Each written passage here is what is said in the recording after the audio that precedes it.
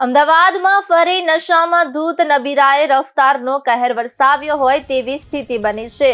વાસ્તવમાં મેટ્રો સિટીમાં ફરી એકવાર બેદરકારીપૂર્વક વાહન ચલાવવાનો બનાવ સામે આવ્યો છે। શહેરના ચાંદોડિયા વિસ્તારમાં એક કાર ચાલકે નશાની હાલતમાં વાહન હંકારીને અકસ્માત સર્જ્યો હોવાનું સામે આવ્યું છે। હાલ તો આ મામલે યુવકની અટકાયત કરી આ મામલે વધુ તપાસ હાથ ધરી છે। ચાંદલોડિયા વિસ્તારમાં આવેલા વિશ્વકર્મા મંદિર પાસે એક ઇનોવા કારના ચાલકે અચાનક નિયંત્રણ ગુમાવી દીધું અને રસ્તા પર પાર્ક કરેલા તેમજ પસાર થતા કુલ 4 વાહનોને ટક્કર મારી દીધી। આ બનાવ બાદ વિસ્તારમાં અફરાતફરી મચી ગઈ હતી। સ્થાનિક લોકો તાત્કાલિક સ્થળ પર દોડી આવ્યા અને કાર ચાલકની સ્થિતિ અંગે તપાસ કરી। લોકોના કહેવા મુજબ ચાલક નશામાં હતો। વધુ તપાસ દરમિયાન કારમાંથી દારૂની બોટલ પણ મળી આવી હતી, જેને કારણે શંકા વધુ મજબૂત બની છે।